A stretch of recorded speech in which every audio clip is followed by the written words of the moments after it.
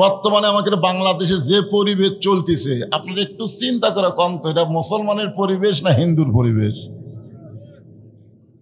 তাহলে পরিবেশ পাল্টান লাগবে। কি দিয়ে পাল্টাবেন? এই জন্য আল্লাহ বলতেছেন লিয়াবলুয়াকুম, তোমাদের পরীক্ষা করা হবে, আইয়ুকুম আহসানু আমালা। একটু মনোযোগ দিয়ে শোনেন। সুন্দর আমল করতে গেলে ধারাপাতের মতো একটু খেয়াল করেন, তারপর আর খেয়াল না করলে আপনারা এমনি খেয়াল করবেন। আগে ওয়াজের লাইনও তুটপাত দেন। সুন্দর পরিবেশ তৈরি করতে গেলে সুন্দর একটা সমাজ লাগবে। কথা কন, লাগবে কি লাগবে না? সুন্দর একটা সমাজ যদি তৈরি করতে চান তাহলে সুন্দর একটা রাষ্ট্র লাগবে। জোরে কন, কি লাগবে?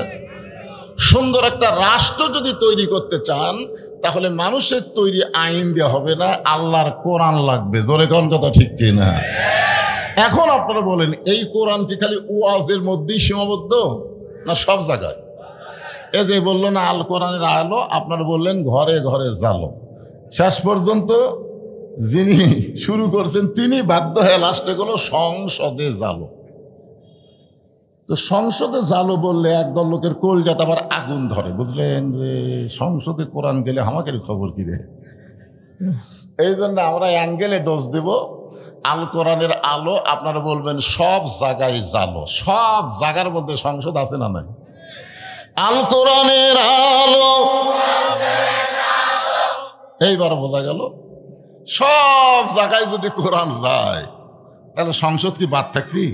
মাশাআল্লাহ। এখন এই কোরআনটা কি, এই কোরআনটা আসলে কি, এইটা বোঝানোর জন্য আমি আপনাদেরকে সূরা মুলকের দুটো আয়াতটা ব্যাখ্যা করতেছি। আপনার বলেন তো কোরআনটা কি? আমার হাতের দিকে তাকেন, এটা ধরবার গেলেও ঠেলা আছে। কেউ যদি দৌড়ে আসে ধরবার চাই, ধরবার পারবে না, কারণ এটা ধরবার গেলে লা ইয়ামাসসুহু ইল্লাল মুতাহহারুন। ততক্ষণ পর্যন্ত তুমি কোরআন শরীফ স্পর্শই করতে পারবা না যতক্ষণ পর্যন্ত তুমি পবিত্র না হবা। তাহলে যেই কোরআন ধরবার গেলে পবিত্র হওয়া লাগে, সেই কোরআন তুইয়া মুয়া কোনো কিতাব না। এই কোরআন সম্পর্কে আল্লাহ বলেছেন, অনুনাজ্জিলু মিনাল কোরআনি মা হুয়া শিফাউ ওয়া রাহমাতুল লিল মুমিনিন। আমার সঙ্গে স্লোগানে বলবেন, আমি যে বলো সব সমস্যার সমাধান, আপনারা বলবেন দিতে পারে আল কোরআন সব সমস্যার সমাধান। মা হুয়া শিফাউ ওয়া রাহমাতুল লিল মুমিনিন। শিফা মানে সব সমস্যা। এখন আসেন, এই কোরআনকে সর্বপ্রথম যিনি হেদায়েত স্বরূপ মনে প্রাণে গ্রহণ করেছেন সেই মহামানবের নাম হলো হযরত ওমর। নামটা খেয়াল থাক, নাম কি? ওমর। তিনি কিন্তু আল্লাহ রাসূলকে হত্যা করার জন্য রওনা দিয়েছিলেন, জানা ঘটনা, ঠিক কিনা বলেন? আচ্ছা, হত্যা করবার সরাসরি কি রাসূলের কাছে যাওয়ার পারছিলেন? রাস্তার মধ্যে খবর পেলেন যে তার বোন ভগ্নিপতি কোরআনের দলে ভর্তি হচ্ছে। কোন দলে ভর্তি হচ্ছে? কোরআনের দলে ভর্তি হচ্ছে। তখন নবীর কাছে না গিয়ে বোন ভগ্নিপতির বাড়িতে গেলেন। তাদেরকে এক সময় খুব মারধর করার পরে বললেন যে তোরা কি যেন পড়তেছিলি, আমি একটু শুনতে চাই। মানে শুনেছে, যখন দরজার দাঁড়াছে তখন পড়েছে। কি পড়েছে? ইন্নামাল মুমিনুনাল্লাযীনা ইযা যুকিরাল্লাহু ওয়াজিলাত কুলুবুহুম ওয়া ইযা তুলিয়াত আলাইহিম আয়াতুহু জাদাতুহুম ঈমানাও ওয়া আলা রাব্বিহিম ইয়াতাওয়াক্কালুন। বোন ভগ্নিপতি বলল, ভাইজান আপনি যতই পাওয়ারফুল হন, আপনি যতই শক্তিশালী হন, এইটা ধরবার গেলে আপনার পবিত্র হওয়া লাগবে। যাই হোক, শেষ পর্যন্ত হযরত ওমর আল্লাহ রাসূলের কাছে গেলেন, তরবারি জমা দিলেন, ঈমান গ্রহণ করে কোরআনের সবক নিলেন। এই কোরআনকে এমনভাবে গ্রহণ করলেন যে কোরআনের ওসিলায় একসময় আল্লাহ তাকে বাংলাদেশের মতন ৯৬টা দেশের খলিফা বানায় দিলেন। আমাদের বাংলাদেশের মতন কয়টা? ৯৬টা দেশের খলিফা হযরত ওমর এক সময় হয়ে গেল। এই আইয়ুকুম আহসানু আমালা, এই শব্দের ব্যাখ্যা শোনার জন্য গুরুত্ব দিয়ে শুনতে হবে। এক সময় তিনি নিজের গালে নিজে চড় মারতেছেন, ডান হাতে ডান গালে, বাম হাতে বাম গালে। মসজিদের মেম্বরে বসে নিজের গালে নিজে যখন চড়ায়, এমন সময় ওসমান গনি মসজিদের মধ্যে ঢুকে বলতেছে, আমির আল মুমিনিন, আপনি কি পাগল হয়ে গেলেন? কি আছে কি এর মধ্যে? বাচ্চা আছে?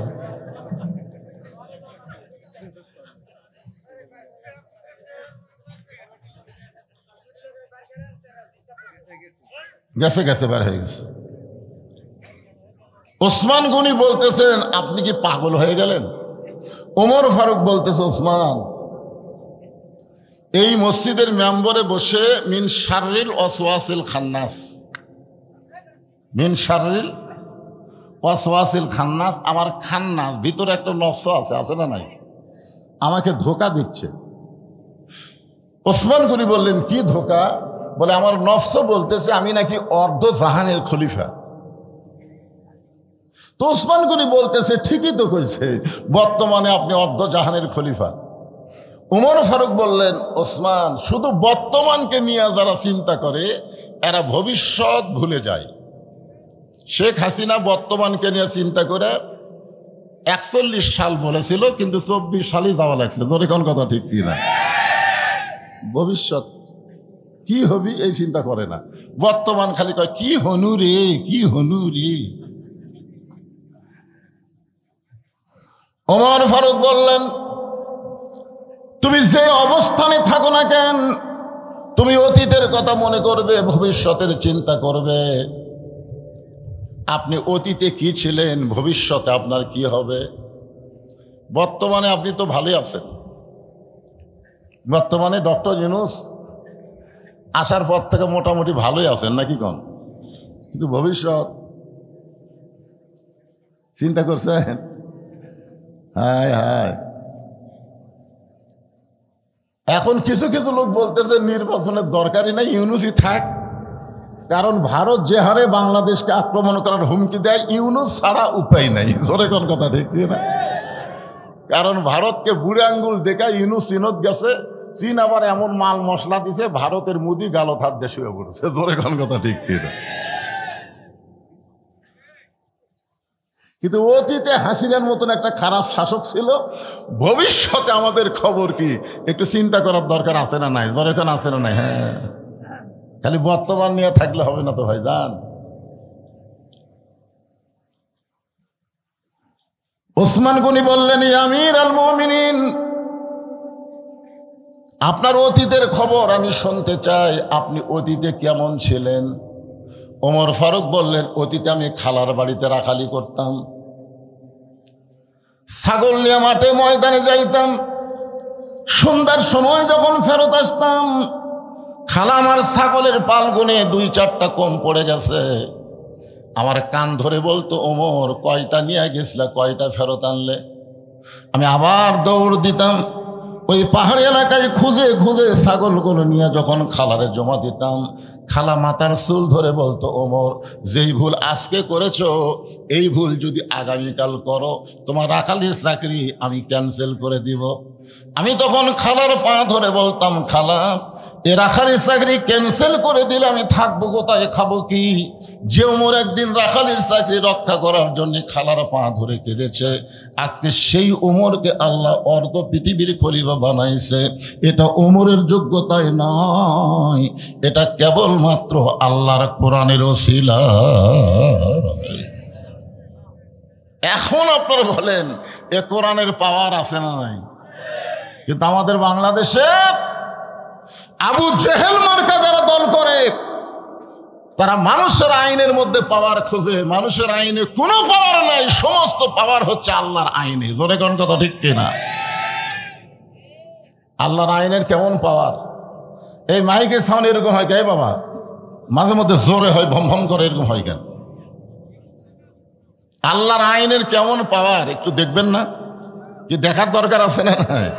আমরা তো সামনে ভবিষ্যতে হাসিনার মতন ফ্যাসিড যেন না পাই, সব জায়গা হলো শেষ। আগামীতে আমরা একটু কিছু সময়ের জন্য দেখতে চাই আল্লাহর কোরআনের বাংলাদেশ। জোরে কোন কথা ঠিক কিনা? এই জন্য একটু মনোযোগ দিয়ে শোনা লাগবে যে কোরআনের পাওয়ারটা কি। এখন যদি আমরা না বুঝাই তাহলে আপনারা চিন্তা করবেন, আমার এলাকার কিছু লোক যা বলতেছে মেয়ে মানুষ হোক যে কোরআনের দলক যান ভোট দিস না, তোর কিন্তু ঘর থেকে বাড়াবার দিবি না, এমনভাবে ঘরবন্দি করবি। বেয়ান আমাদের যা বলতেছে খবরদার কোরআনের দলক যান ভোট দিস না, এরা কিন্তু নামাজ কায়েম করবি, আর নামাজ কায়েম করলে তোর 5-7 বেড়া কিন্তু নামাজই বানাবি। এখন এরা চিন্তা করতেছে তাহলে তো যা আসলো তাই ভালো। হায় হায় রে আল্লাহর বান্দা, নামাজ ইন্না সলাতি ওয়া নুসুখি ওয়া মাহইয়ায়া ওয়া মামাতি লিল্লাহি রাব্বিল আলামিন। এই নামাজ আপনারা জানেন না, যার কারণে বেনামাজি বুঝবার পারতেছে না। একটা বার যদি বাংলাদেশে নামাজ কায়েম হয়ে যায়, ফালিয়াবুদু রাব্ব হাযাল বাইত আল্লাযী আত'আমাহুম মিন জু'ইন ওয়া আমানাহুম মিন খাউফ। আল্লাহু আকবার। ওই ঘরের মালিকের তোমরা গোলামি করো। 2টা পুরস্কার তোমাকে সাথে সাথে দেওয়া হবে। 1 নম্বর পুরস্কার হলো তোমাদের রেজেকের কোনো পেরেশানি করা লাগবে না, আর 2 নম্বর পুরস্কার হলো ভারত, আমেরিকা, রাশিয়া, ব্রিটেন, ফ্রান্সের কোনো ভয় তোমাদের কলিজার মধ্যে থাকবে না। পুরোপুরি নিরাপত্তা আল্লাহ দিয়ে দিবে। জোরে কোন কথা ঠিক কিনা? এই জন্যে আল্লাহর কোরআনটা কি আমি আপনাকে একটু দেখানোর চেষ্টা করব। আমার মা বোনেরা যারা পর্দা আছেন আপনাদেরও আলোচনা আছে ইনশাআল্লাহ।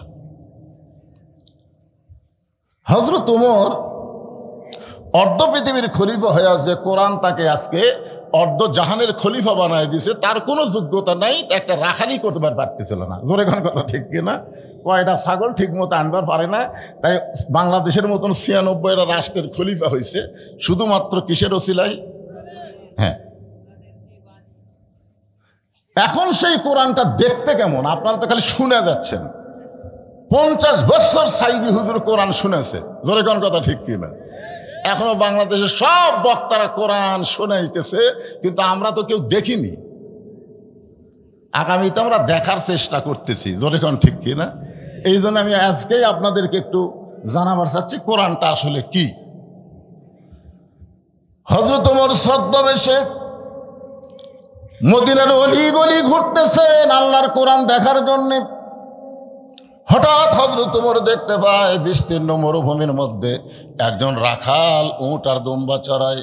হযরত ওমর আল্লাহর কোরআন দেখার জন্য রাখালকে সালাম দিলেন, আসসালামু আলাইকুম রাখাল ভাই, আমার পেটে ক্ষুধা লাগছে, আমি উটের 1 পেয়ালা দুধ চাই। রাখাল মুচকি মুচকি হাসে। ওমর ফারুক বললেন, রাখাল আমি তোমাকে সালাম দিলাম, তোমার কাছে উটের দুধ চাইলাম, তুমি উত্তরও দিলে না সালামের, দুধ দিবা কেনা সেটাও বলো না, খালি মুচকি মুচকি হাসো, কারণ কি? রাখাল বলতে, ফতিক তুমি আমার সালাম দিলে আমি সালামের উত্তর দিব না, উটের দুধ চাইলেও তোমাকে আমি দিব না। ওমর ফারুক বললেন, আমার অপরাধ কি? রাখাল বলতেছে, তোমার অপরাধ হলো আগে তোমার পরিচয় দাও, তুমি কোন ওয়ার্ডের কর্মী? হ্যাঁ, তুমি কোন পদে আছো? তুমি কর্মী হসো না সাথী হসো না সদস্য হসো না অগ্রসর কর্মী না রোকন প্রার্থী? এরকম পরিচয় দেয় কি দেয় না? জোরেখান দেয় কি দেয় না? হ্যাঁ, এখন বলতেছে তোমার সালামের উত্তর দেব না, উটের দুধও দিবার পারবো না, আগে জানতে হবে তোমার পরিচয়। ওমর ফারুক চিন্তায় পড়ে গেলেন যে আমি অর্ধ পৃথিবীর খলিফা, আল্লাহর কোরআন দেখার জন্য ছদ্মবেশ ধারণ করছি, এখন যদি আমার পরিচয় দেই তো গুমুর ফাঁস হয়ে যায়। এমন সময় আল্লাহর কোরআন বলে, ওমর রাখাল যখন তোমার পরিচয় চাইছে তুমি আসল পরিচয় দাও। তোমার আসল পরিচয় হলো মিল্লাতা আবিকুম ইব্রাহিম হুয়া সাম্মাকুমুল মুসলিমিন।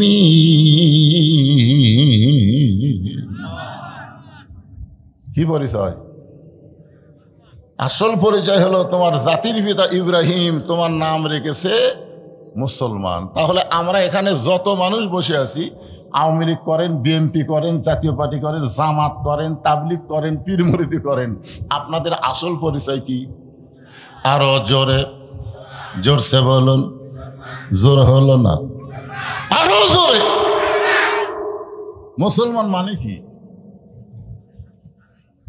কার কাছে? বুঝে শোনা তো। ওমর ফারুক বললেন, রাখাল আমার পরিচয় যখন শুনবার চাচ্ছ, আমার পরিচয় হলো আমি একজন মুসলমান। রাখাল মুসকে মুসকে হাসে আর বলে, আসল না নকল? ওমর ফারুক বলে, রাখাল মুসলমান তো মুসলমানই, এর মধ্যে আসল নকল কি? রাখাল বলতেছে, আসল মুসলমান যারা হবে তারা চাওয়ার ব্যাপারে সতর্ক থাকবে। আসল মুসলমান জীবন দিবে, কিন্তু রাষ্ট্রপতির কাছে বাঁচার দরখাস্ত লিখবে না।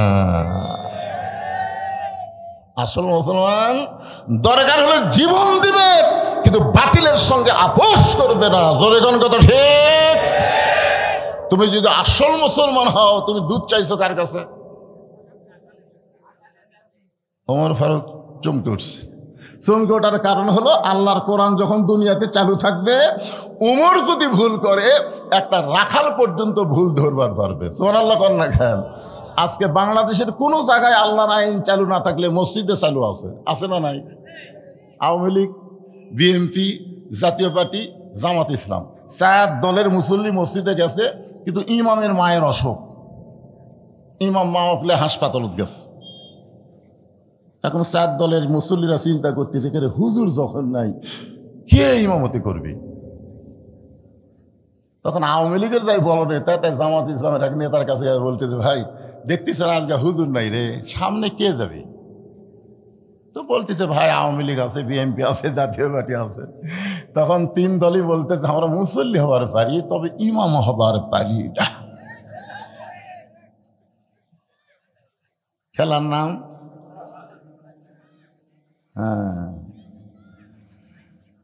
আল্লাহ। কি আইন আল্লাহর ঘরের মধ্যে দেখেন, যোগ্য লোককে সামনে দিচ্ছে, আর বাইরে আসা সারা খাড়া হয়ে পেশাব করে। আমার নেতার চরিত্র চোরের মতন পবিত্র, নামাজ পড়ে না এক ওয়াক্ত। আর আল্লাহর ঘরের মধ্যে গিয়ে দেখতেছে সামনে যাওয়ার উপযুক্তকে। মসজিদে যাদেরকে সামনে দিবেন, সমাজেও তাদেরকে সামনে দেওয়া লাগবে। জোরে কোন কথা ঠিক কি না? এখন মনে করেন ইমাম সাহেব দাওরা পাস, টাইটেল পাস, আসরের নামাজ হলো 4 রাকাত। কয় রাকাত?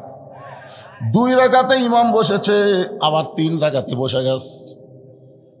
বসা লাগবে 2 বার, 2 রাকাত 4 রাকাত। জোরে গান ঠিক কিনা? কিন্তু ইমাম 3 রাকাতে যেই মাত্র বসেছে, সামনে কাতারের মুসল্লির খেয়াল নেই। সামনে কাতারের মুসল্লি মনে করছে যে হুজুর যা তাই, কিন্তু 3 নম্বর কাতারে এক অটো ভ্যান চলায়, ওই কয় কে আসরের নামাজে 2 বৈঠক, 2 রাকাত 4 রাকাত, হুজুর যে 3 রাকাতে বসলো। আল্লাহু আকবার। যে আল্লাহু আকবার কাছে ইমাম মনে মনে কয় টাইটেল পাস, দাওরা পাস রে, তুই যতই লোক মাদে 41 সালের আগে উঠবো না। এই মনে করে ইমাম যদি স্বৈরাচারী হয়ে বসাই থাকে, আপনারা মুসল্লি কার পক্ষে যাবেন? ভ্যানালার পক্ষে না নেতার পক্ষে? কেন যাবেন? কারণ মসজিদ কারো বাপের না, মসজিদে কোনো বাপের আইন চলবে না, স্বামীর আইন চলবে না, মসজিদে একমাত্র আল্লাহর আইন চলবে। জোরে কোন কথা ঠিক না?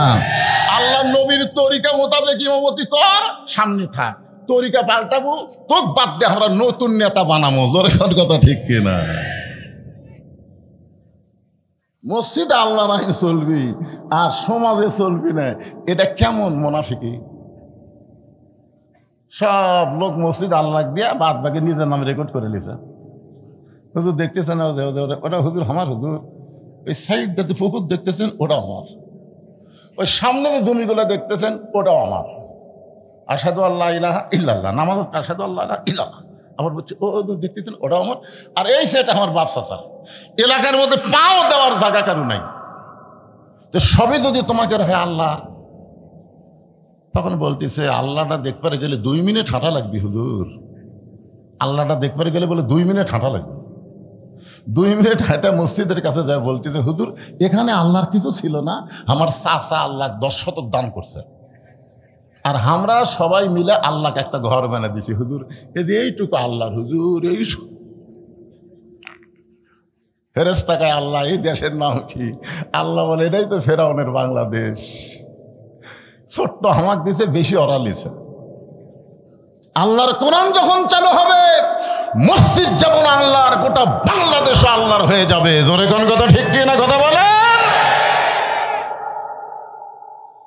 ওমর ফারুক চোখের পানি বের করে বলতেছে, রাখাল ভাই, আসলে চাওয়ার ব্যাপারে আমার ভুল হয়ে গেছে। চাওয়ার ব্যাপারে আমার কি হয়ে গেছে? রাখাল বলতেছে, ভুলটা যখন স্বীকার করলে, তাহলে আল্লাহ তোমাকে তওবা করার সুযোগ দিয়েছে। আদম আলাইহিস সালাম ভুল স্বীকার করেছে, আল্লাহ তওবা করার সুযোগ দিয়েছে, কিন্তু শয়তান ভুল স্বীকার করে না। 2000 ছাত্র জনতা মরে গেল, শহীদ হয়ে গেল, 30,000-এর মতন পঙ্গু হয়ে গেল। এখন পর্যন্ত অনেক শয়তান আছে, তারা ভুল স্বীকার করতেছে না। জোরে কোন কথা ঠিক কিনা? যে শয়তানের মাও ভারতত পলে গেছে, ইয়ারও বড় শয়তান। জোরে কোন কথা ঠিক কিনা? আজও পর্যন্ত আফসোসের কোন কথা মুখ দেবার হয় না। এখন পর্যন্ত এখনো হুমকি মারতেছে। আজও একটা কল ফাঁস হচ্ছে, দেখেন, কোনো আফসোস নাই। আচ্ছা, ভুল হয়ে গেছে। উমর ফারুক বলতেছে, ভাই আমার ভুল হয়ে গেছে। রাখাল বলে, ভুলটা যখন স্বীকার করছো, আল্লাহ তোমাকে তওবা করার সুযোগ দিচ্ছে। আমরা 4 ভাই। আমার বড় ভাই প্রাইমারি হেডমাস্টার, আওয়ামী লীগ করে। আমার ছোট 2 ভাই 2 কলেজের প্রফেসর, এরা বিএমপি করে। 5ই আগস্টের পরে আমার বড় ভাই আমার মাদ্রাসা মসজিদে বিকেলবেলা ঢুকলো। আমি সিসি ক্যামেরাতে দেখলাম, ওই আসে না সহজে, কিন্তু ঢুকলো। আমি আস্তে আস্তে নামে মসজিদের দরজা দিয়ে বললাম, ভাই খবর কি? বলে, তওবা কর্ম ভাই, ভুল স্বীকার করে তওবা কর্ম ভাই। বলে, কি ভুল স্বীকার করে? না, যেই দলের মেম্বার থেকে প্রধানমন্ত্রী বলে যায়, এই দল তার আমি নাই। বিশ্বাস করেন, কোরআন আমার সামনে, আমার ভাই আল্লাহর ঘরের মধ্যে আমার কাছে তওবা পড়ে আল্লাহর দলে ভর্তি হলো। তো ভুল স্বীকার করার সুযোগ আছে তো। যারা আল্লাহর কোরআনের দল বাদ দিয়ে অন্য দল করতেছেন, ভুল স্বীকার করে ফিরে আসতে হবে আল্লাহর দিকে। জোরে কোন কথা ঠিক কিনা? মরা লাগবেই। আল্লাযী খলাকাল মাউতা ওয়াল হায়াতা, মরা লাগবেই। আল্লাহ বলেছে, লা তামুতুন্না, মৃত্যুবরণ করো না, ইল্লা ওয়া আনতুম মুসলিমুন। মুসলমান হয়ে মরা মানে আল্লাহর প্রতি আত্মসমর্পণ করে মরা। জোরে কোন কথা ঠিক কিনা? ওমর ফারুক বলে, রাখাল, তখন আমি তওবা করতেছি। রাখাল বলে, তুমি মূর্খ মানুষ, তুমি তওবা কেমনে করবা? আমি তওবা করাই, তুমি আমার সঙ্গে তওবা পড়ো। ওমর ফারুক বলে, আমি মূর্খ? এ কথা তোমার কে কইছে? রাখাল বলে, চাওয়ার ব্যাপারে যে সতর্ক হয় না, এই সবচাইতে বড় মূর্খ। আপনার বলেন তো, যারা দয়াল বাবার দরবারেতে কেউ ফিরে না খালি হাতে, এরা কি? জোরে কোয়া লাগবে, এরা কি? আরো জোরে, জোরসে বলুন। আর একটা মূর্খ আছে, আল্লাহর ধন নবীরে দিয়া, আল্লাহ আছে গায়েব হইয়া, নবীর ধন খাজা নিয়া শুয়ে আছে আজমিরে, কেউ ফিরে না খালি হাতে, খাজা রে তোর দরবারেতে। আমরা সবাই বলবো, কেউ ফিরে না খালি হাতে, আল্লাহ তোমার দরবারেতে। সবাই বলেন, কেউ ফিরে না খালি হাতে, আল্লাহ তোমার দরবারেতে। আমার দয়ার আল্লাহর দরবারেতে কেউ ফিরে না খালি হাতে, আল্লাহ আল্লাহ। কি জিকির করা যাবে না? সাইজ মতো করা লাগবে। ওমর ফারুক বললেন, রাখাল ভাই, তাহলে তুমি আমার তওবা পড়ায় দাও। এবার রাখাল হযরত উমরকে তওবা পড়াচ্ছে। উমরের চোখ দিয়ে দর দর করে পানি পড়তেছে। পানি পড়ার কারণ হলো, আল্লাহর কোরআন যখন দুনিয়াতে চালু থাকবে, উমর যদি ভুল করে, একটা রাখাল পর্যন্ত তওবা পড়ানোর সুযোগ পাবে। যারা মাগরিব এশার নামাজ পড়েননি, এখানে বসে থেকে ওয়াজ শুনতেছেন, মাগরিবও পড়েননি, এসব পড়েননি, ফজরও না পড়া নিয়ত করে বসে আছেন। আর যারা মাগরিব এশা পড়েছেন, যেভাবে পড়া দরকার সেভাবে হয়তো পড়বার পারেনি, কারণ বাংলাদেশে এখনো নামাজ কায়েম হয়নি।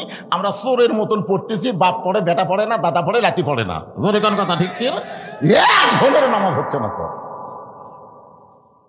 তো আনফুসাকুম আহলিকুম নারা, জাহান্নামের আগুন থেকে বাঁচতে গেলে বাবা তুমি একলা নামাজ পড়া বাঁচবে না তো, তোমার বেটাকে 7 বছর থেকে তালিম দেওয়া লাগবে, 10 বছর থেকে ঘাড় ধরে নামাজ ধরার লাগবে। জোরে কোন কথা ঠিক কি না? তাহলে যারা পড়িনি তারা তো পড়িনি, আর যারা পড়ছি তারা পড়ার মতন পড়িনি, পাস করবো না ফেল করবো। এই জন্যে সকলে মিলে আমরা একসাথে তওবা করি। অসুবিধা আছে? তাহলে সবাই বলেন আস্তাগফিরুল্লাহ আস্তাগফিরুল্লাহাল্লাযী লা ইলাহা ইল্লা হুয়াল হাইয়ুল কাইয়্যুম ওয়া তুবু ইলাইহি আস্তাগফিরুল্লাহ রাব্বি মিন কুল্লি যামবি ওয়া তুবু ইলাইহি। ওমর ফারুক তওবা করার পরে বলতেছে রাখাল ভাই আল্লাহর হস্তে উটের এক পেয়ালা দুধ দাও, যেই দুধটা পান করে ক্ষুধা তৃষ্ণা নিবারণ করতে চাই। রাখাল মুচকি মুচকি হাসে। ওমর ফারুক বলে আবার হাসো কেন? বলে হাসার কারণ হলো তওবা করার পরে তুমি আবার মুনাফিকি করলে। যেই বলছে মুনাফিক, ওমর ফারুকের চেহারা রক্তের মতো লাল হয়ে গেছে। আপনার বলেন তো কাফের ভালো না মুনাফিক ভালো?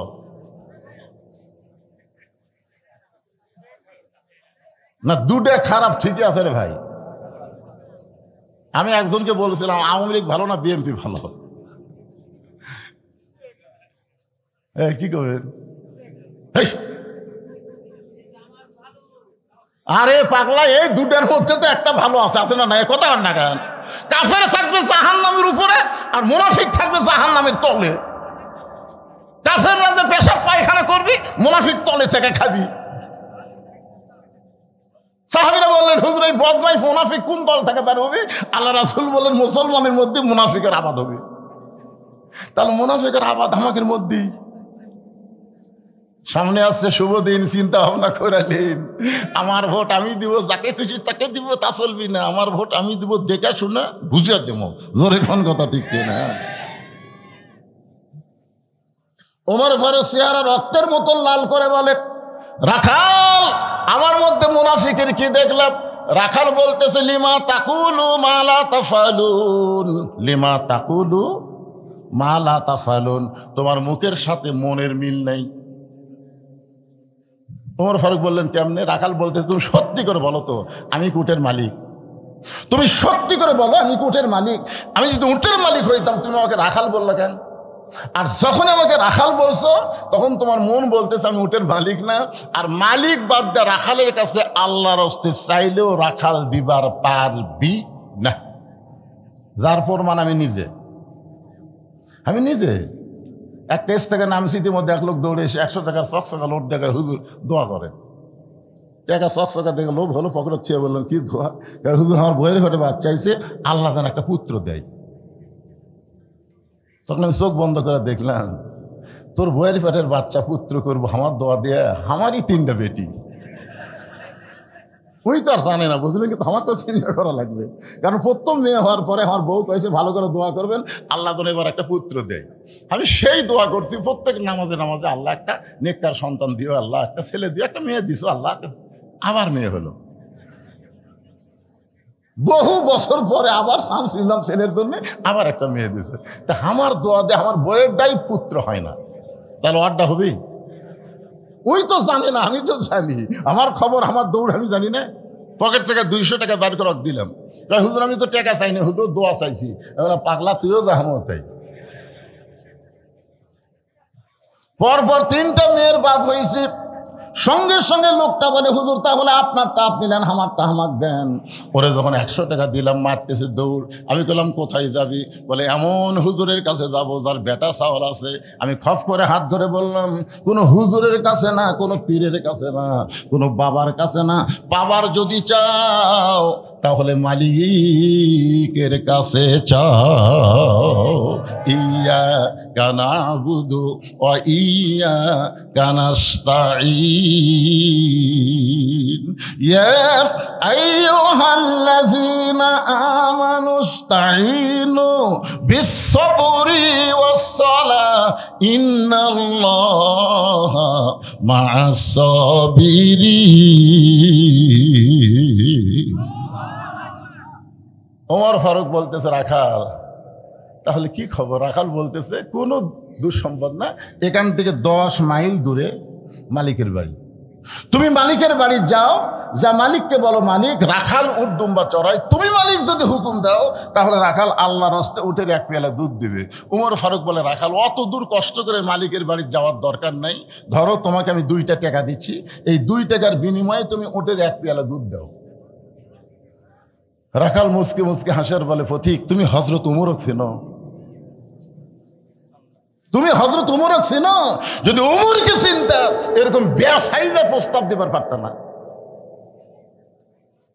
উমর ফারুক বলে, মানে রাখাল ভাই তুমি জানো না উমরের গুপ্ত বাহিনী দূর দিকে দূর দেখবার পায় যে তুমি আমাকে 2 টাকা ঘুষ দিছো আর আমি মালিক বাদ দিয়ে তোমাকে 1 পেয়ালা উঠে দুধ দিলাম, তাহলে তোমাকেও ধরবে আমাকেও ধরবে, এ বুড়া বয়সে তুমি ধরা পড়বার চাও?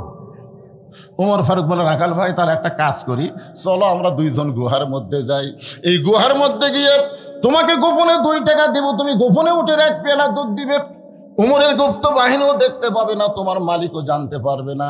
রাখাল চিল্লায় বলে, ভণ্ড ভণ্ড তুমি ভণ্ড। উমর ফারুক বলে, রাখাল আমার মধ্যে ভণ্ডামির কি দেখলা? রাখাল বলে, পথিক উমরের গুপ্ত বাহিনী যেখানে দেখতে পায় না, আমার মালিক যেখানে জানতে পারে না, রাখালের আল্লাহ সেখানে দেখতে পায়। সঙ্গে সঙ্গে হযরত উমর মারছে দৌড়, এক দৌড়ে পাহাড়ের পাদদেশে গিয়ে 2 রাকাত নামাজ পড়ে আল্লাহর কাছে কাঁদতেছে আর বলতেছে, আল্লাহ তোমার কোরআন এত সুন্দর, তোমার কোরআন এত সুন্দর, তোমার কোরআন যখন দুনিয়াতে চালু থাকে তখন কেউ না দেখলেও আল্লাহ দেখে, এ বিশ্বাস মুমিনের অন্তরে থাকে। সুবহানাল্লাহ। এই কোরআন যখন চালু থাকবে তখন কেউ না দেখলেও কে দেখবে? আল্লাহ। তখন আমি রাখালকে দেখি নাই, রাখালের ভিতরে তোমার কোরআনের আমল দেখতে পাই। আল্লাহ তোমার কোরআন এত সুন্দর। ওমর ফারুক যখন কাঁদতেছে এমন সময় রাখাল পিছনে গিয়া বলতেছে, যতই কান্দো উটের দুধ দেওয়া গেল না। ওমর ফারুক বলে, রাখাল ভাই উটের দুধের কোনো দরকার নাই, বরং তোমার কাছে আমি জানতে চাই, তুমি না দেখা আল্লাহকে কলিজার মধ্যে জায়গা দিয়ে তুমি যে আল্লাহর কোরআন অনুযায়ী চলতেছো, আহসানু আমালা সুন্দর আমল করতেছো, এর বিনিময়ে তোমার চাহিদা কি? একটা চাহিদা আছে না নাই? আল্লামা সাঈদী হুজুরের চাহিদা কি? তাকে বহুবার বলা হয়েছিল এই কথাগুলো বাদ দেন, আপনি ধর্মমন্ত্রী হবেন, আপনি কি হবেন, সব পদ দেওয়া হবে। তিনি একটা কথাই বলেছিলেন, সব বর্জন করব, আল্লাহ নবীর হক কথা বাদ দিব না। জোরে কোন কথা ঠিক কি না? 13 বছর জেলের মধ্যে থুলো, তারপর জেল থেকে বের করে হাসপাতালে হত্যা করলো। তার চাহিদা কি? চাহিদা কত? চাহিদা নাই? ওয়াজ করে সিরাজগঞ্জ রোডে আইছিস, টাঙ্গাইলের চমচম দিয়া। আমার বউ রাত তখন 1:30 বাজে মোবাইল করে বলতেছে, হুজুর খবর কি? আমি বললাম রোডে আইলাম, আজকে 2 কেজি টাঙ্গাইলের চমচম কিনছি। বউ বলতেছে, বাড়ির যান আসেন না। আমি বললাম কেন? বলে সন্ধ্যার থেকে পুলিশ খুঁজতেছে। পুলিশ খুঁজতেছে, আপনি আজকে বাড়িতে আসেন না। চিন্তা করলাম বাচ্চা কাচ্চার জন্য মিষ্টি কিনলাম, বাড়ির যাবার দিবে না, কি করি? শ্বশুরকে কল করলাম, আব্বাজান। আমার শ্বশুর বলতেছে, হঠাৎ এত রাত্রে মোবাইল? আমি বললাম আজকে একটা আপনার বাসার যাবার চাই। শ্বশুর বলতেছে দরকার নাই, কারণ তোমাকে পুলিশ খুঁজতেছে। বন্ধু বান্ধব খেয়েও বাড়িতে জায়গা দিল না, গাড়ি জঙ্গলের মধ্যে থুয়ে আলুর বাগুরের মধ্যে কম্বল পরে ঘুম পারলাম। চাহিদা কি? কি চাহিদা? ওমর ফারুক বলে, রাখাল রোদের মধ্যে উঠদুম্বা চড়াও, তোমার ভালো কোনো বাড়ি নাই, ভালো কোনো চাকরি নাই, ভালো কোনো খাওয়া নাই, এরপরেও তুমি আল্লাহর কোরআন অনুযায়ী চলতেছো, তোমার চাহিদা কি? রাখাল চোখের পানি বের করে বলে, পথিক আমার চাহিদা যখন শুনতে চাও তাহলে আমার চাহিদা হলো, রব্বানা আতিনা ফিদ দুনিয়া হাসানাতাও ওয়া ফিল আখিরাতি হাসানা ওয়া কিনা আযাবান্নার। দোয়া করেন না আপনারা? দোয়া করেন না? এই দোয়া করেন না? তাহলে সবাই পড়েন, রব্বানা আতিনা ফিদ দুনিয়া হাসানাতাও ওয়া ফিল আখিরাতি হাসানা ওয়া কিনা আযাবান্নার। ওমর ফারুক মূর্খের অভিনয় করে বলতেছে, রাখাল ভাই তোমার চাহিদার কথা শুনতে চাইলাম, আর তুমি আমাকে কি শুনাইলা? কোরআনের আয়াত। এই কোরআনের আয়াত দিয়ে তুমি কি বুঝাবার চাও? রাখাল বলতেছে, তুমি আসলেই মূর্খ। আরে পাগলা, এই কোরআনের আয়াতের মধ্যে 2টা চাহিদার কথা আছে, একটা হলো দুনিয়ার সৌন্দর্য, একটা হলো আখিরাতের সৌন্দর্য। দুনিয়ার সৌন্দর্য হলো মহামানব হযরত উমরকে আমি এক নজর দেখতে চাই, যে উমর আল্লাহর কোরআন দিয়ে রাষ্ট্র চালানোর কারণে আমার মতন রাখাল না দেখে আল্লাহকে কলিজার মধ্যে জায়গা দিবার পারছি। সেই উমরকে খালি একটা নজর দেখতে পারলে আমার দুনিয়ার চাহিদা আল্লাহ পুরা করবে। আমার 2 নম্বর চাহিদা হলো আমি রাখাল যখন মরে যাব অধম রাখালকে আল্লাহ যেন জান্নাত দেয়। ওমর ফারুক দৌড়ে গিয়ে রাখালের হাতটা খফ করে ধরে এভাবে 3টা চুমা খেয়ে বলতেছে, রাখাল ভাই তোমার 2 নম্বর চাহিদা আল্লাহ পুরা করছে, মরার সঙ্গে সঙ্গে আল্লাহ তোমাকে জান্নাত দিবে। আপনারা সুবহানাল্লাহ কন, কিন্তু রাখাল সুবহানাল্লাহ কয় না। ওমর ফারুক বলে রাখাল সুবহানাল্লাহ বলো।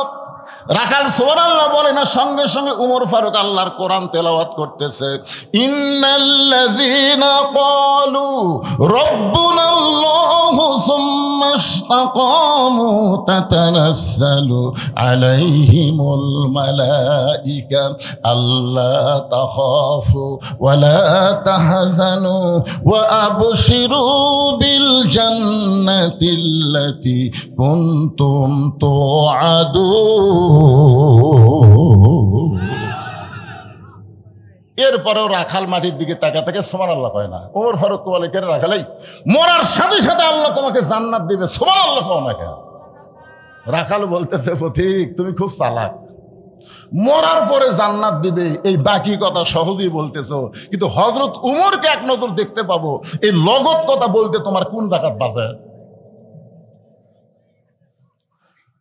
ওমর ফারুক চিন্তাত পড়ে গেছে, যে রাখাল আমাকে তওবা পড়াছে, যে রাখাল আমাকে মুনাফিক করছে, যে রাখাল আমাকে ভণ্ড করছে, এখনো যদি বলি আমি ওমর, বলাও সারা, হাত ফেল করে মরাও সারা। বুঝতে পারতেছে না? ওমর রাস্তাতে গেলে শয়তান কয়দিন যায় না, আর সেই উমরও কি পড়াছে? কথা কয় না, তওবা পড়াছে, মুনাফিক করছে, ভণ্ড করছে। এখন যদি বলে ভাই রাখাল তুমি যে উমরকে দেখ পারছো, আমি সে উমরে এ বলা শোনাও সারা, মরাও সারা। ওমর ফারুক চিন্তায় পড়ে গেলেন, আমি যে ওমর, এই কথা রাখালকে কেমনে বলবো? এমন সময় আল্লাহর কোরআন বলতেছে, উদউ ইলা সাবিলি রাব্বিকা বিল হিকমাহ। ওমর ডাইরেক্ট যদি বলবার না পারো তাহলে হিকমতের সাথে বলো। ওমর ফারুক বলে, রাখাল ভাই সত্যি যদি ওমরকে তুমি দেখতে চাও তাহলে ফজরের নামাজ তোমাকে সামনে কাতারে আদায় করা লাগবে। ফজর যদি সামনে কাতারে আদায় করো, মেহরাবের দিকে লক্ষ্য করে দেখবা যেই মানুষটা ইমামতি করতেছে ওই মানুষটি হলেন হযরত ওমর। তাহলে আল্লাহর কোরআন দিয়ে যখন রাষ্ট্র চলবে তখন প্রধানমন্ত্রী কি করা লাগবে? আর কথা কয় না, আর কথা কয় না। আর আল্লাহর কোরআন ছাড়া তারা প্রধানমন্ত্রী হবে, ইমামতি। এবার খালি ডক্টর ইউনূস একটু ঈদের জামাতে সামিল হচ্ছে, তাই মানুষ কি খুশি রে। যদি ঈদের নামাজের খুতবা দিত তাহলে জনগণ কি খুশি হতো। কথা কন না কেন ভাই? আল্লাহর কোরআনটা যখন বাংলাদেশ চলবে তখন দেশের প্রধান, দেশের বড় ঈদগার খতিব হবে, বড় মসজিদের খতিব হবে। জোরে করে কথা কর না কেন? হ্যাঁ, খতিব হলে কি হবে? অর্ধ পৃথিবীর খলিফা হযরত ওমর খতিব, খুতবা দিচ্ছে, মাঝখান থেকে একজন দাঁড়ায় বলতেছে বন্ধ করেন, খুতবা বন্ধ করেন। ওমর ফারুক বললেন, বন্ধ কেন? বলে, আমাদেরকে খাটো পাঞ্জাবি দিয়ে আর আপনি লম্বা জুব্বা পরে খুতবা দিচ্ছেন। যতক্ষণ পর্যন্ত জুব্বা কেমনে লম্বা হলো এটা না বলবেন ততক্ষণ খুতবা শুনবো না। বাংলাদেশের মতন 96টা দেশের খলিফা, আল্লাহর কোরআন দিয়ে রাষ্ট্র চলে, একটা মুসল্লি পর্যন্ত খুতবা আটকা দিছে। এটাই হলো আল্লাহর কোরআন। জোরে কোন কথা ঠিক কিনা? ওমর ফারুক বললেন, রাখাল সত্যি যদি ওমরকে দেখতে চাও তাহলে ফজরের নামাজ তোমাকে সামনে কাতারে আদায় করা লাগবে। ফজর যদি সামনে কাতারে আদায় করো, মেহরাবের দিকে লক্ষ্য করে দেখবা যেই মানুষটা ইমামতি করতেছে ওই মানুষটি হলেন হযরত ওমর। রাখাল বলতেছে, ভাইজান আমি মসজিদের বারান্দায় নামাজ পড়ি, আমি মসজিদের ভিতরে ঢোকার সাহস পাই না। মসজিদের মধ্যে দামি দামি সাহাবি, ওই দামি দামি সাহাবির মধ্যে আমি একটা রাখাল কেমনে যাই? মসজিদের মধ্যে একটু মনোযোগ দিয়ে শুনবেন, বিরক্ত হচ্ছেন? আমি হলাম একজন রাখাল, ইনাদের মধ্যে একটু, কমিটির মধ্যে একটু চিন্তা হচ্ছে। সে চিন্তাটা কি আমি বুঝতে পারছি। আমি কিন্তু কানা বক্তা লই, আমার কিন্তু চোখ আছে। আমি শ্রোতার দিকে খেয়াল করে দেখতেছি, শ্রোতারা 2-1 আসতেছে, বসতেছে, উঠতেছে না কেউ। ওই দিকে কতক গেলে খালি হো হো মারতেছে। ওরা কি ব্যাগ লিয়ে আছে নাকি? আচ্ছা, আপনার ব্যাগ পার্টি রেডি আছে? ব্যাগ পার্টি, এই ব্যাগ আলারা কোথায় রাই? কমিটির মধ্যে একটু চিন্তা ভাবনা করতেছে, হুজুর যে ওয়াজ ধরলো এই ওয়াজ তো খুবই শেষ হবি না। আমি কিন্তু ওয়াজ শেষ পর্যন্ত কর্ম, তাতে যদি 10টা লোক থাকে তাহলে ওয়াজ শেষ পর্যন্ত করা লাগবে। আগামীকাল পর্যন্ত বাঁচার গ্যারান্টি আমার নাই। জোরে কথা কর না কেন ভাই যান? আমি এই ওয়াজ থুইয়া বলবো আগামী বছর আবার দাও, তোমার আগামী বছর বইয়ের কাছে বলে যাচ্ছি মাপ দাও, বাড়িতে আসবে নাও পারি। এতদিন পুলিশ ধরার চিন্তা করছে, এখন আজরাইল ধরার চিন্তা করো। জোরে কর কথা ঠিক। ব্যাগালা পার্টি কোথায়? ভিতরে নামো তো বাবা, নামো। এই ছেলেরা 2 দিন ব্যাপী তাফসীরুল কোরআন মাহফিল করতেছে, শুধুমাত্র কোরআনকে ভালোবেসে। আপনাদের কাছে ব্যাগ যাবে, রুমাল যাবে, কারা কারা 1 টাকাও দিবেন না তারা হাত তোলেন তো দেখি। যারা 1 টাকাও দিবেন না তারা হাত তোলেন। আর যারা 10 টাকা, 20 টাকা, 50 টাকা, 100 টাকা দিবেন, এরকম দিবেন নিয়ত করেছেন, তারা হাত তোলেন তো দেখি ভাইজান, তারা হাত তোলেন তো। এই দেখেন তো হাত তোলা কারো বাকি আছে? তাহলে টাকার বস্তা হবে বারে, কেরা আপনারা তোলেন, আপনি তোলেন। এটি আসলে আমরা দেবো না? আমরাও দেবো তো। লিল্লাহে তাকবীর। এই মাত্র 5 মিনিট টাইম দিলাম, 5 মিনিট, এর মধ্যে ব্যাগলা ঢোকো। এই ঢুকছে নাকি? ব্যাগলা ঢুকছে, একবার 20-25টা ব্যাগলা ঢোকো। এই যে ঢুকছে, এই যে ঢুকছে, দিয়ে দাও বাবা, সবাই দিয়ে দাও, সবাই দিয়ে দেন, সবাই আল্লাহর রাস্তায় দিয়ে দেন, সবাই দিয়ে দেন। দেওয়ার পর আবার সেখান থেকে এক টানা ওয়াজ হবে, ওটা বসা নাই ইনশাআল্লাহ। কেউ যদি মনে করেন হুজুর আমরা ওই ব্যাগের মধ্যে 10 টাকা 20 টাকা দেওয়ার পার্টি না, আমরা 500-1000 টাকা দেওয়ার পার্টি, তাহলে আপনার কোনো মতে টেজত এসে দিবার পারেন না। ব্যাগের মধ্যে তো 500-1000 টাকা কেউ দিবে না। আমি বহু ব্যাগ খুঁজে দেখছি, খালি 100 টাকা, 20 টাকা, 10 টাকা, 5 টাকা এলেই। 500 টাকা 1000 টাকা লোড খুব কম পাওয়া যায়। আছে আপনাদের মধ্যে এমন কেউ আছে যে কোরআনকে ভালোবেসে একটা কোরআনের দাম, কোরআনের মাহফিলে 500 টাকা দিয়ে দিলাম, এরকম কেউ আছে আল্লাহর বান্দারা? যে হুজুর এই ছেলেরা গান বাজনা না করে 2 দিন ব্যাপী কোরআনের মাহফিল করতেছে, আগামীকাল যিনি আসতেছেন এ বাংলাদেশের যুবকদের আইডল মুফতি আমির হামজা। জোরে কোন কথা ঠিক? হ্যাঁ, আজকে তো বুড়া মানুষের ওয়াজ শুনতেছেন, কাল হবে ভাস্তার ওয়াজ। এই তো মাশাআল্লাহ, এই দেখেন পাওয়া গেল তো, 1 জন হোক আর 2 জন হোক, মাশাআল্লাহ 500 টাকা দিয়ে দিয়েছে। আর একজন আল্লাহর বান্দা নিজ থেকে 500 টাকা দান করেছে। এই ব্যাগগুলো যতক্ষণ আদায় হবে ততক্ষণ আমি আদায় করবো। ব্যাগের আদায় শেষ, মা বোনদের মধ্যে আদায় করার লোক আছে? মা বোনদের মধ্যে আদায় করার লোক নাই? মাশাআল্লাহ, আল্লাহর এক বান্দা 1000 টাকা দান করেছে, আল্লাহ দানকে কবুল করেন। আর একজন 500 টাকা দান করলো, আল্লাহ দানকে কবুল করেন। আল্লাহ নেক নিয়ত, কেউ উঠবেন না, শয়তান যেন উঠপার না দেয়। মিন শারিল ওয়াসওয়াসিল খান্নাস, খান্নাস বলবো ওয়াজ হচ্ছে রে, আদায় শুরু করলে আর ওয়াজ হবে। আমি ওয়াদা দিচ্ছি কোরআন আমার সামনে শেষ পর্যন্ত আলোচনা হবে ইনশাআল্লাহ, ওটা বসার দরকার নাই। মাশাআল্লাহ, আমাদের এই তানোর থানার আমিরের জামাত আমার ভাই 500 টাকা দান করেছে, আল্লাহ তার দানকে কবুল করেন। আল্লাহ নেক নিয়ত নেকাশা পুরা করেন। তো ইজ্জমান তাশা, আল্লাহ তাকে সম্মানের আসনে আসন করেন। আল্লাহুম্মা আমিন। একটু জিকির করেন ভাইজান। যে বাড়িতে খাওয়া দাওয়া এত সুন্দর মেহমানদের করার পরেও তার মনের মধ্যে একটু শরম, আরে আমার ভাইজান 86 সালে দাখিল পাস করছে, আমি 84 সালে, 2 বছরের জুনিয়র। 1000 টাকা দান করেছে, আল্লাহ দানকে কবুল করেন। আল্লাহ নেক নিয়ত নেকাশা পড়া করেন। তার একটা মেয়েকে দেখলাম একটু প্রতিবন্ধীর মতন, অনেক চেষ্টা করেছে। আমরা দোয়া করি আল্লাহ তুমি সবই পারো, তার মেয়েটাকে পুরাপুরি সুস্থ করো। জোরে কোন আমিন, জোরে বল আল্লাহুম্মা আমিন। এই ছেলেরা খালি ব্যাগ নিয়ে ঘুরিস, ব্যাগের মধ্যে টাকা দিচ্ছে, ব্যাগ না খালি দৌড়াদৌড়ি করে না, মানে টাকা লিবা তারপরে যাবে। কি বাবা দিচ্ছে? মাশাআল্লাহ। হ্যাঁ, ব্যাগগুলো নিয়ে সব টেজের উপর চলে আসে। এবার জিকির করেন লা ইলাহা ইল্লাল্লাহ, জোরে লা ইলাহা ইল্লাল্লাহ। মহব্বত আল্লাহর জিকির করতে অলসতা করতে হয় না। লা ইলাহা ইল্লাল্লাহ, লা ইলাহা, লা ইলাহা ইল্লাল্লাহু মুহাম্মাদুর রাসূলুল্লাহ সাল্লাল্লাহু আলাইহি ওয়াসাল্লাম। রাখাল চোখের পানি বের করে বলতেছে, আমি বারান্দায় নামাজ পড়ি, আমি মসজিদের ভিতরে ঢোকার সাহস পাই না, কারণ মসজিদে দামি দামি সাহাবী ওই দামি দামি সাহাবের মধ্যে আমি একটা সাধারণ রাখাল কেমনে যাই? ওমর ফারুক বলে, রাখাল তুমি এত কিছু জানো, তুমি কোরআনের এ আয়াত কি জানো না? ইন্না আকরামাকুম ইনদাল্লাহি আতকাকুম, ওই ব্যক্তি সবচাইতে দামি হয় যার কলিজার ভিতরে আল্লাহর বেশি ভয়। আল্লাহু আকবার বলেন। কি মনোযোগ দিয়ে শোনেন, আমি চেয়ারত বসে ওয়াজ করতেছি, আমি বেশি দামি, আর আপনারা মাটির বসে ওয়াজ শুনতেছেন, আপনারা কম দামি। অনেক বক্তাকে আল্লাহ ধাক্কায় ধাক্কায় জাহান্নামে দিবে, অনেক শ্রোতাকে আল্লাহ বিনা হিসাবে জান্নাত দিয়ে দিবে। কি মনে করতেছেন বক্তার ঠেলা নাই? বক্তারা যদি লিমা তাকুলু মালা তাফালু না হয়, মুখে যা বলে আমলে তা করে না, এই বক্তার বাঁচা নাই বাজান। চিন্তা করে দেখেন, উমর ফারুক বললেন, রাখাল ইন্না আকরামাকুম ইনদাল্লাহি আতকাকুম, ওই ব্যক্তির সবচাইতে দামি হয় যার কলিজার মধ্যে আল্লাহর বেশি ভয়। সত্যি যদি উমরকে দেখতে চাও তাহলে তোমাকে ফজরের নামাজ সামনে কাতারে আদায় করা লাগবে। রাখাল বলতেছে, তাহলে এশার নামাজ পড়ে আজকে আর আমি বাড়ি যাব না, এশার নামাজ পড়ে আজকে আর আমি বাড়ি যাব না। ওমর ফারুক বললেন, এশার নামাজ পড়ে বাড়িতে কেন যাব না?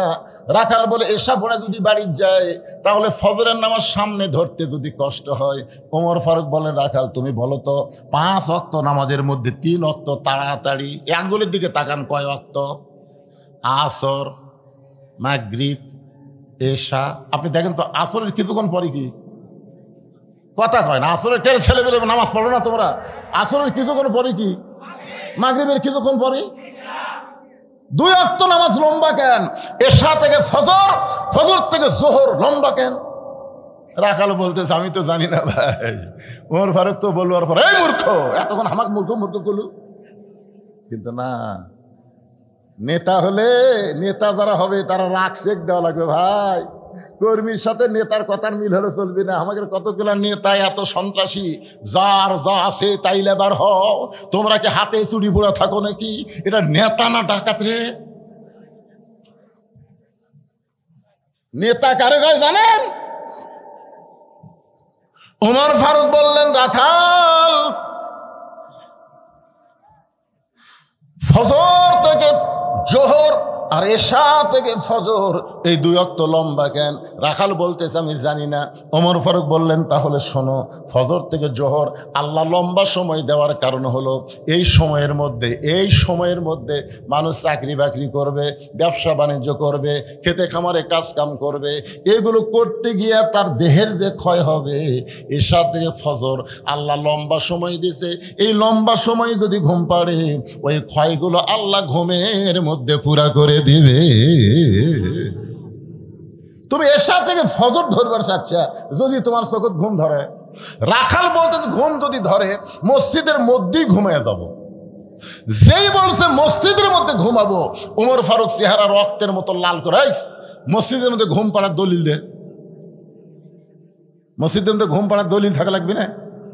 ঘুম পাড়া তো দূরের কথা, যোহর নামাজ পড়া সবাই চলে গেছে, ওরা 3 জন 4 ফ্যানটা গল্প করতেছে। 1-8 ঘন্টা হয় গল্প ছাড়ে না। 2 কান্দে 2 ফেরেশতা বলতেছে, আল্লাহ সবাই নামাজ পড়ে চলে গেল, ফাইজা কুদিয়াতি সালা ফান্তাশিরু ফিলার। তেরা 3 জন 4 ফ্যানটা গল্প করতেছে, এর কি রেজাল্ট কি?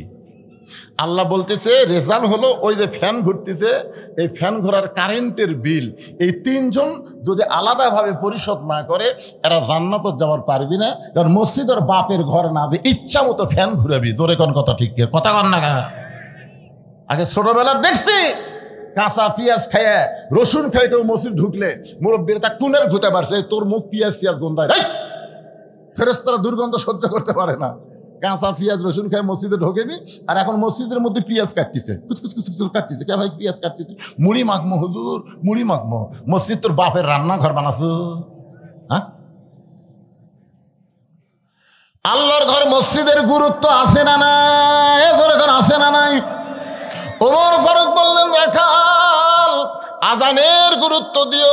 5 ওয়াক্ত নামাজের মধ্যে সবচাইতে গুরুত্বপূর্ণ আজান হলো ফজরের আজান। ধরে বলেন কিসের আজান? ফজরের আজানের মধ্যে একই শব্দ 2 বার কয়। যুবকেরা তোমরা শুনবার পাও? মুরব্বী করে বলতেছেন, আপনারা তো শুনবেনই, চামড়া ঢিল, আল্লাহর সাথে দিছেন মিল। এই যুবকেরা চামড়া টাইট, টাইট, 3টা পর্যন্ত ফেসবুক দেখে, টাইট। যেই ফজরের আগের দিক দ্বারা ঘুমায়া যায়, আসসালাতু খায়রুম মিনান নাওম। যদিও শুনবার পায় শীতের দিন, ল্যাপ তুলে দিছে মাথার উপরে। এখন পাও যদি বাইরে থাকে, পাও টানে বুকের কাছে থসে, বাইরে থেকে মনে করবেন চাউলের বস্তা ঢেঙ্গা থসে, মাথাও নাই পাও নাই। কোন একজন চালাকি করে যদি ল্যাপ টান দেন, ল্যাপের মধ্যে তাকায় দেখবেন ল্যাপের ভিতর ওর সাইজ আর সকালবেলা সাইড ঠেবে কুত্তার সাইজ একই সাইজ। ফজরের নামাজ বাদ দিয়ে ঘুম পাড়ে যারা, আপনার বলবেন কুত্তার আমল করে তারা। ফজরের নামাজ বাদ দিয়ে ঘুম পাড়ে যারা, কে কে বলতেছেন? আরে জোরে জোরে বলা লাগবে। যে বলো ফজরের নামাজ বাদ দিয়ে ঘুম পাড়ে যারা, কুত্তার আমল করে তারা। ফজরের নামাজ বাদ দিয়ে ঘুম পাড়ে যারা। লালপুর, এ ওয়াজটা আমি লালপুর করছি, বুঝলেন? ফজরের নামাজ বাদ দিয়ে ঘুম পাড়ে যারা, কুত্তার আমল করে তারা। ভাই কেবল এই মিছিল করার সাথে সাথে 4-5টা কুত্তে আসে ওই সাইডে গেলে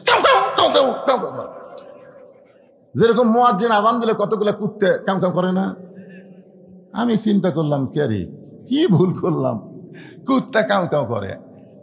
আমি তারপর চিন্তা করলাম, সুম্মা রাদাদনাহু আসফালা সাফিলিন। ও রে, তাই তো রে। আমি তখন আবার স্লোগান পাল্টায় বললাম, ফজরের নামাজ বাদ দিয়ে ঘুম পাড়ে যারা, কুত্তার চাইতেও খারাপ তারা। যেই কছি কুত্তার চাইতেও খারাপ তারা, কুত্তা দৌড়। কুত্তা কছে এইবার ঠিক ওয়াজ করছো। সুম্মা রাদাদনাহু আসফালা সাফিলিন। এরা জন্তু জানোয়ারের চাইতো জঘন্য।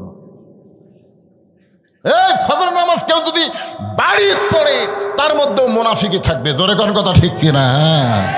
ওমর ফারুক বললেন, রাখাল আজানের গুরুত্ব দিও।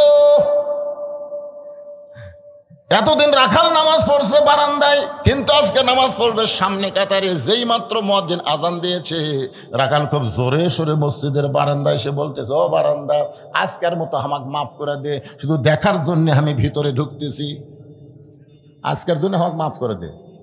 যারা বারান্দাত নামাজ পড়ে তাকে কিন্তু আলাদা একটা বৈশিষ্ট্য আছে, এরা সবার শেষে এসে আগে যাবি। জোরে কোন কথা ঠিক কিনা? রাখাল মসজিদের মধ্যে ঢুকতেছে। ভাইজান একটু গুরুত্বপূর্ণ ওয়াজ মনোযোগ দিয়ে শোনেন, ঢোকারও নিয়ম আছে না নাই? মসজিদের মধ্যে ঢুকতে গেলে কোন পায়ে? আওয়ামী লীগ যদি করেন কোন পায়ে, দল করেন বামপন্থী ঢুকলেন ডান পাও। তার মানে বোঝা গেল আপনি নিজেই জানেন সব জায়গায় বামপন্থী চলবে না। ডান পায়ে শুধু ঢুকলে হবে না, জবান খুলে একটা দোয়াও পড়া লাগবে, আল্লাহুম্মা ফতাহলি আবওয়াবা রহমাতিক। এই দোয়াটা পড়ে রাখাল সামনে কাতারে যাবার চাই। প্রত্যেকটা সাহাবী নড়ে সরে রাখালকে যাওয়ার রাস্তা করে দেয়। রাখাল মনে মনে কয়, আল্লাহ, এতদিন বারান্দার থেকে মনে করলাম ভিতরে দামি দামি, কিন্তু আজকে ভিতরে ঢুকে দেখতেছি আমিও যা এরাও তাই। ভিতরে না ঢুকলে বোঝা যায় না, ইসলামের ভিতরে ঢুকলে বুঝবেন প্রত্যেকটা মুসলমান ভাই ভাই। জোরে কোন কথা ঠিক কি না? এই জন্য আল্লাহ বলেছেন, উদখুলু ফিস-সিলমি কাফা। ভিতরে না ঢুকলে বোঝা যাবে। এসপি সাহেব সামনে কাতারে দাঁড়াইছে, একটা মুসল্লি না হলে কাতার পুরা হচ্ছে না। এসপি কয়, কাতার পুরা হচ্ছে না, দেখি কোনো মুসল্লি আছে কিনা। তাকায় দেখে মসজিদের দরজার চৌকিদার খাড়া হয়ে আছে। কে খাড়া আছে? ডাকতেছে, আয়। চৌকিদার বলে, না স্যার, আপনি এসপি, আমি চৌকিদার। এসপি কয়, পাগলা, তুই চৌকিদার আমি এসপি, ওটা বাইরের কথা, ভিতরের কথা তা লয় রে, আয় আয়। বারবার এসপি বলার পরে চৌকিদার ভিতরে ঢুকছে, কিন্তু সামনে আসে না। এসপি কাতার ছাড়িয়া যায়, চৌকিদার কয়, কে তো ডাকে আসিস না কেন? এই সামনে কাতারে এসপির কাছে খাড়া করে বলতেছে, তোর পায়ের গোড়ালি আমার পায়ের গোড়ালি মিল কর। এসপি গোড়ালির সাথে চৌকিদারের গোড়ালি। চৌকিদার বলে, স্যার, খালি পায়ে থাকি, বেতন কম, গোড়া ফাটা স্যার, আর আপনার পায়ের গোড়া তেল তেলা, যদি ঘষ্টন লাগে।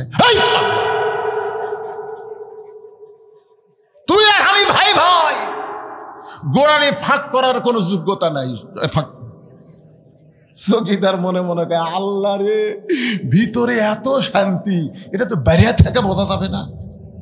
আজকে বেনামাজিকে বলতেছি, বেপর্দাকে বলতেছি, বাহির থেকে কে কি বললো ওইটা শুনবেন না।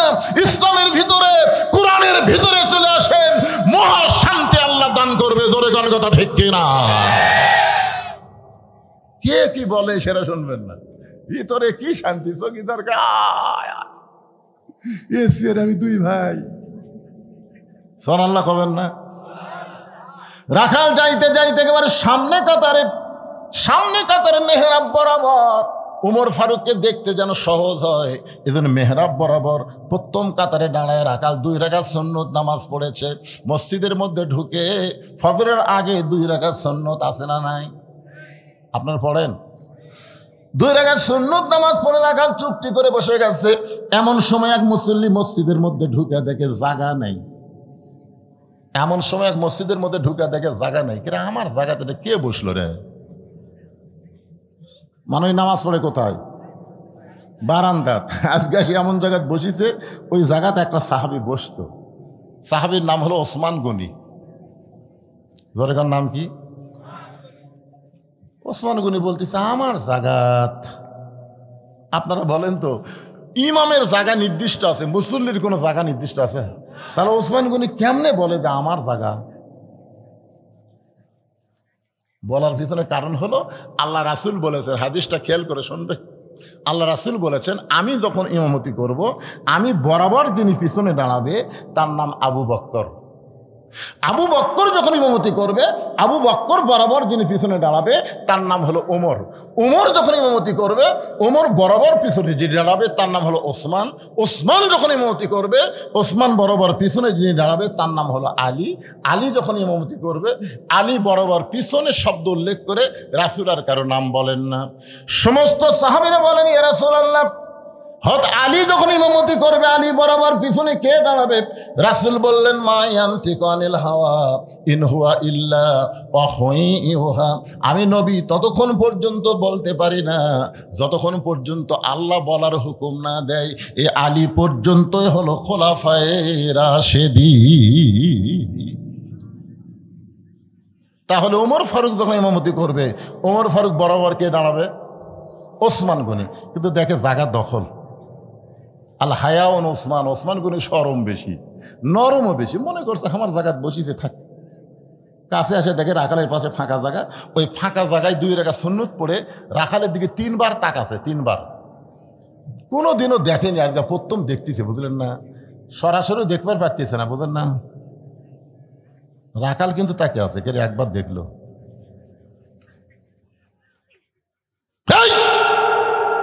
মূর্খ মানুষ। আপনারও মূর্খ মানুষের দিকে বারবার তাকান তো খেপে যাবে না? আমি একবার তাকাছিলাম এক অটো ভ্যানালার দিকে, হুজুর গাড়ির চড়া বেড়ান দেখে মোশান হোসা। আমি বললাম, ভাই রে, যখন গাড়ি যায় তোরও গাড়ি 1 চাকা নামাস, আমার গাড়ি 1 চাকা নামা, আটো রাস্তা, তুই যে আমার ব্রেক কমজোরি হুজুর, আমি নামাবার পারবো না, আপনার গাড়ি দরকারে মাটি চালিয়ে যাবে। এই কথা বলার পরে আমি 3 বার তাকাছি। আমার কয়, হুজুর কি মনে করেন এতবার তাকান কে? আপনারা সারা রাত যদি আমার দিকে তাকা থাকেন আমি রাগ করবো, কিন্তু একটা মূর্খ লোকের দিকে তাকালে দেখবেন 2-4 বার খেপে যাবে। রাখাল বলছে, মিয়া বারবার আমার দিকে কি দেখো মিয়া? ওসমান গনি ভয়ে লাফ দিয়ে উঠছে, উঠে বলতেছে, ভাই যান, আপনাকে কোনোদিন আমি সামনে কাতারে দেখি নাই, আজকে একটু ভালো করে দেখার জন্য 3 বার তাকাইছি। আপনার পরিচয় কি? বলে, আমার পরিচয় হলো আমি একজন রাখাল। যে বলেছে আমার পরিচয় আমি একজন রাখাল, ওসমান গনি মুস্কি মুস্কি হাসতেছে। মুস্কি মুস্কি হাসার কারণ হলো রাখাল যারা হবে তাদের ভাষা নরম হলে চলবে না, রাখালের ভাষা মাঝে মধ্যে গরমও হওয়া লাগবে। আল্লাহ রাসূল বলেছেন, প্রত্যেকটা অভিভাবককে আল্লাহ রাখালের দায়িত্ব দিয়ে দুনিয়াতে প্রেরণ করছে। শোনেন, আপনি গরু ছাগল মাঠে নিয়ে গেছেন, আপনার গরু ছাগল যদি কারো আবাদের দিকে যায়, আর আপনি যদি বলেন, বাবা গরু ওদিকে আবাদ আছে, বাবা যাস না বাবা, ওই শুনবি। আর যদি লাটে, এই গরু, আর এক ধাপ, দেখবেন গরু কিন্তু মানুষের চাইতে ভালো শোনে। এই জন্যে আল্লাহর পক্ষ থেকে প্রত্যেকটা অভিভাবককে আল্লাহ রাখালের দায়িত্ব দিয়ে প্রেরণ করেছে। এখন হয়তো আপনারা মনে করতেছেন, হুজুর আমার তো গরু ছাগল নাই, আমি কার ওপর রাখালি করব?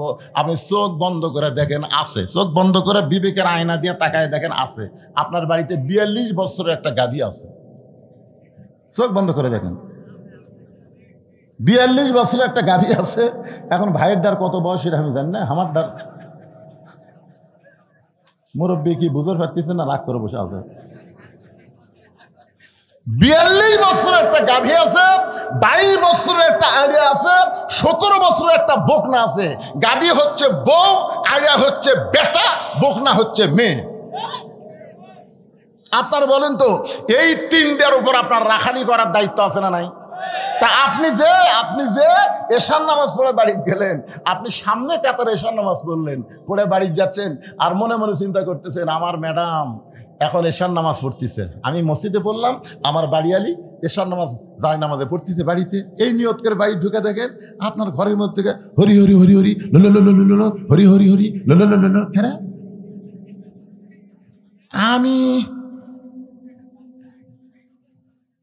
আমি নামাজ পড়লাম মসজিদে, আমার বাড়ি ধরি হরি, ঢুকে দেখেন আপনার ম্যাডাম 42 বছরের গাভী স্টার জলসা দেখতেছে। তাহলে আপনি কি রাখালি করবেন? এই সময় আপনি কি রাখালি করবেন? কি কোন রাখালি করার দরকার কতক্ষণ আছে না নাই? আপনি কাছে গিয়ে রিমোট কন্ট্রোল নিয়ে টিভি অফ করে বলবেন, এই তুই যে স্টার জলসা দেখতেছিস, এই স্টার জলসা কোন দেশের? ভারতের। তুই জানিস আমাদের 400 বছরের পুরাতন বাবরি মসজিদ ভাঙ্গা ভারত রাম মন্দির বানাচ্ছে। যেই ভারত মসজিদ ভাঙ্গা রাম মন্দির বানায়, সেই ভারতের কোনো চ্যানেল মুসলমানের ঘরে চলবে না। ভারত আবার মুসলমানদেরকে অত্যাচার করতেছে, নির্যাতন করতেছে, মসজিদ মাদ্রাসা ভাঙতেছে। এই ভারতের কোনো কিছু আমরা আর দেখব না। আজ থেকে ভারত বয়কট করে দিলাম। জোরে কোন কথা ঠিক না?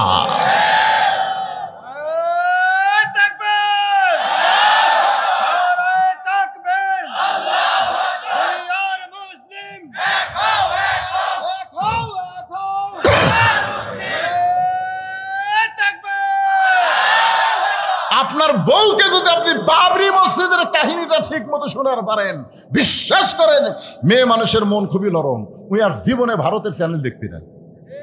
রাখালি করছেন? আপনার ছেলে যে 22 বছরের ছেলে স্কিন প্যান্ট পরে, এত টাইট প্যান্ট পরে কলেজে যায়। ছেলে আপনি 9টার সময় কলেজে গেল, সন্ধ্যার সময় বাড়িতে আসলো, এত টাইট ফুল প্যান্ট। আপনি কি কোনোদিন রাখালি করছেন? কে রে বাবা? এ বাবা শোনো, মুসলমানের বেটা কাপড় থাকবে টাকনুর উপরে আর পরবা নাভির উপরে, নাভির উপর থেকে টাকনুর উপর। জোরে কোন কথা ঠিক কিনা?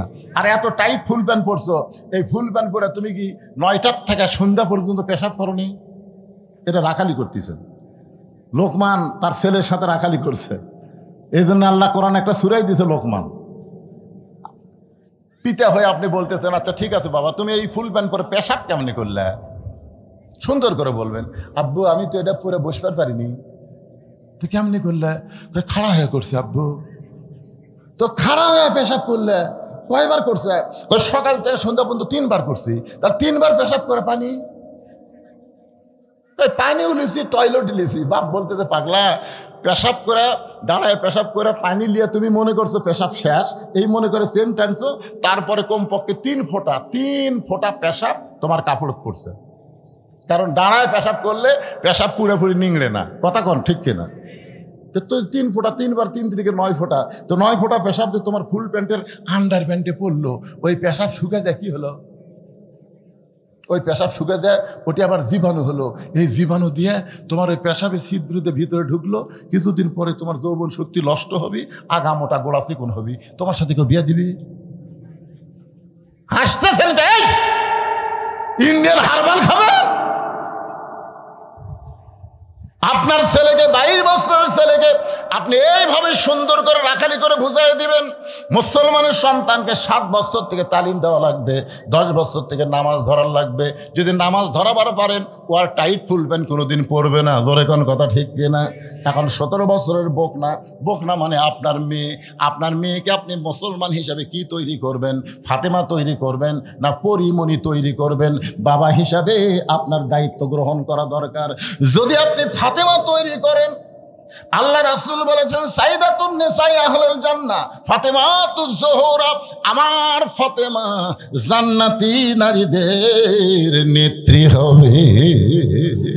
একদিন নবী ফাতেমার কাছে গিয়ে বললেন, ফাতেমা তুমি কি কখনো মনে করেছো তোমার বাবা আল্লাহর নবী বলে তুমি জান্নাতে যাবা? ফাতেমা বলতেছে, বাবা আমার বাবা শুধু আল্লাহর নবী না, আমার বাবা হলো বিশ্ব নবী, আমার বাবা হলো বিশ্ব নবী, আর বিশ্ব নবীর মেয়ে হওয়ার কারণে আল্লাহ কি আমাকে জান্নাত দিবে না?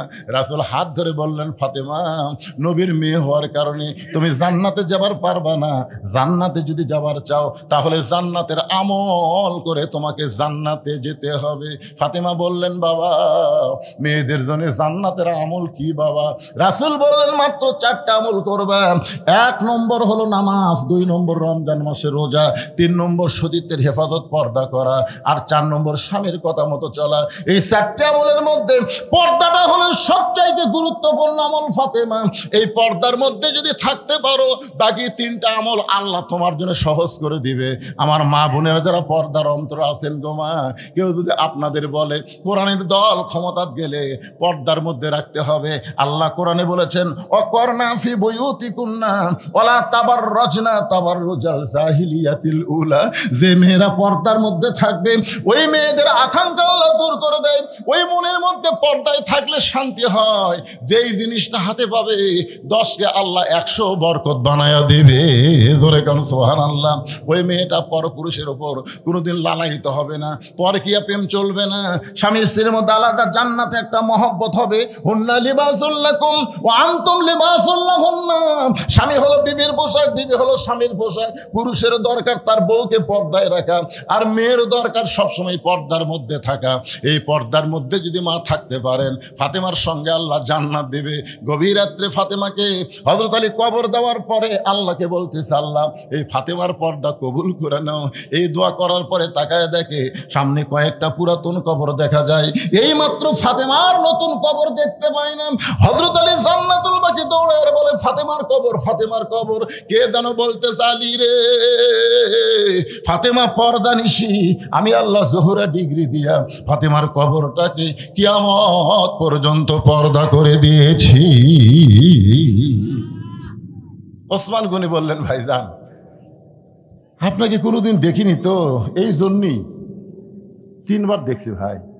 রাগ করছেন? রাখাল বলতেছে, রাগ তো একটু হসেই, তো কোনোদিন দেখিনি আজকে প্রথম কাতারে, কারণ কি? রাখাল বলতেছে, আমি বারান্দাত নামাজ পড়ি ভাই, আজকে বেকায়দা দেখার জন্য আসছি।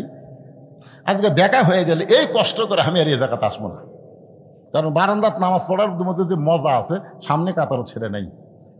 যারা বারান্দাত পড়ে তারা জানে, নামাজ পড়ে শেষে এসে আগে যায়, সামনে কাতারে পড়লি এই যেই বার হবে দিকে থেকে নিয়ত করে ফেলা দিয়েছে 2-4 জন, আর কে রে কোন দিক দিয়ে যাই রে। এখন সেই জন্য মসজিদ আবার ইয়া তোদের লাঠি, তোদের লাঠি কি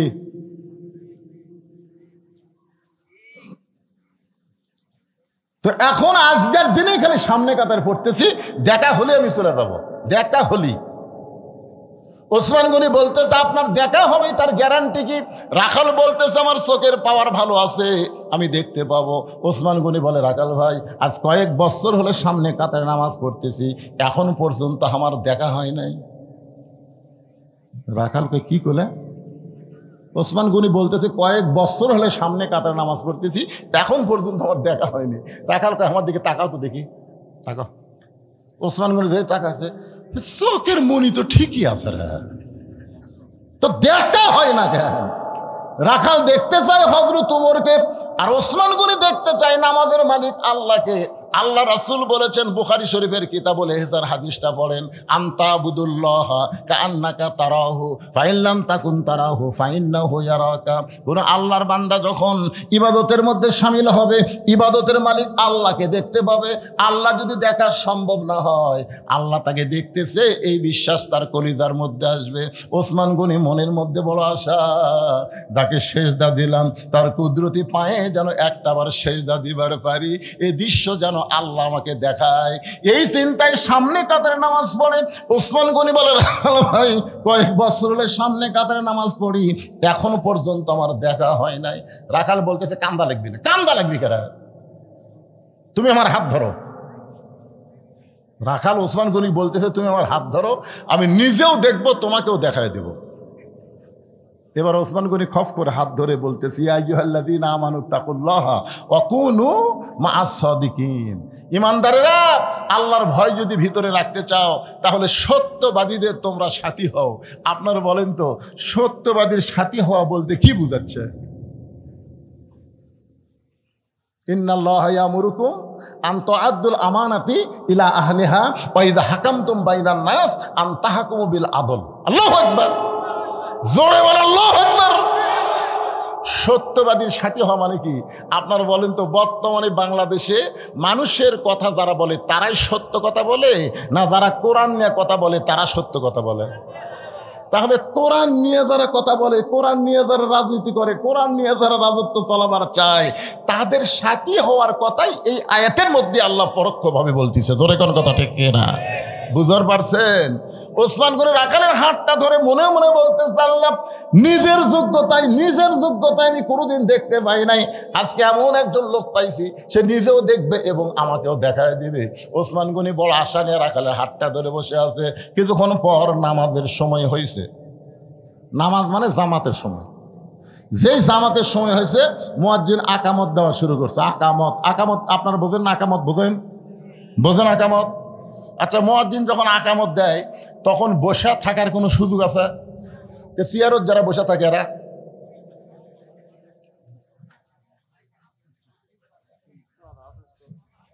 এই চেয়ারত যারা বসে থাকে, চেয়ারত আজ থেকে 20 বছর আগে গোটা বাংলাদেশের কোনো মসজিদ আমি চেয়ার দেখিনি পারে। দিন যাচ্ছে আর চেয়ার ভাটতিছে, হাঁটে হাঁটে আসে চেয়ারত বসে, হাঁটে হাঁটে আসে। 10 কেজি ব্যাগ নিয়ে আসতেছে, ভ্যানওয়ালা বলতেছে, চাচা ভ্যানত চড়েন চাচা, বাড়ি পৌঁছা দেবো 10 টাকা দেবো। 10 টাকার দাম আছে, তুই কি মনে করছিস হাঁটিয়া পারি না? এই 10 টাকা 10 কেজি ব্যাগ লে হাঁটিয়া বাড়িতে আসে, ব্যাগ তুই মসজিদ এসে চেয়ার খুঁজতেছে, চাপাত খালি। আপনি জানেন মসজিদে নামাজ পড়লে 27 গুণ সওয়াব। ধরে কোন কয় গুণ? আচ্ছা, কিভাবে নামাজ পড়লে 27 গুণ সওয়াব কম তো? কথা কওয়া লাগবে রে, কিভাবে? কাতার বেঁকা করে না সোজা করে? তো কাতার সোজা করা মানে পায়ের গোড়ালির সঙ্গে গোড়ালি মিল করা লাগবে। তো চেয়ার আর পাও কুটিরে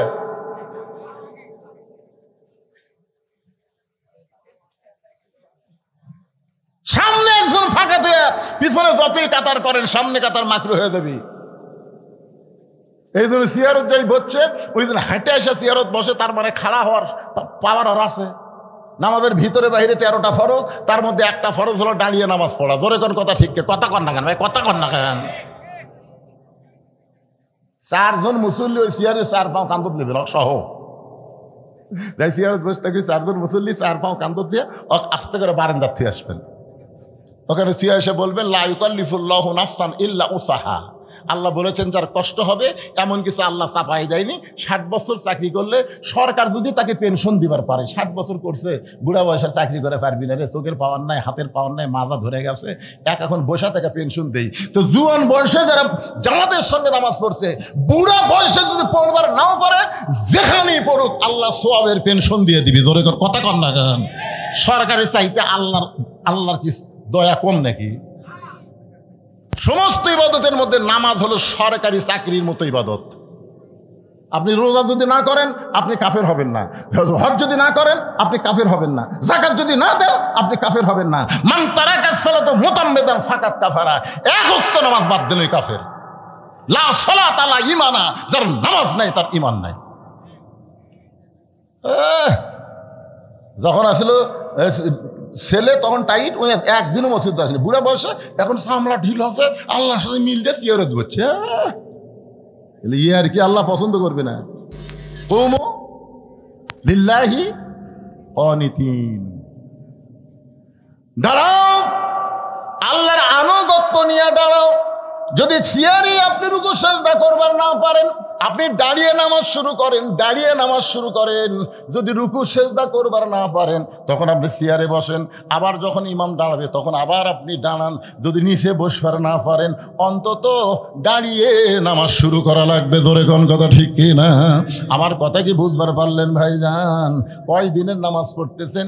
একটু আল্লাহকে খুশি করার নামাজ পড়েন। মনোযোগ দিয়ে শোনেন, যেই মাত্র মুয়াজ্জিন আকামত দেওয়া শুরু করেছে এমন সময় হযরত ওমর মেহরাবের মধ্যে ঢুকছে। আপনারা বলেন তো ওমর মেহরাবের মধ্যে কোন দিক দিয়ে ঢুকলো? দরজা দিয়ে ঢুকবে না, আল্লাহর কোরআন দিয়ে যখন রাষ্ট্র চলবে, প্রত্যেকটা ইমাম হবে এলাকার নেতা। জোরে কোন সুবহানাল্লাহ। ওই মেহরাব বরাবর একটা রেস্ট রুম থাকবে, ওই রুমের মধ্যে ইমাম নেতা রেস্ট করবে।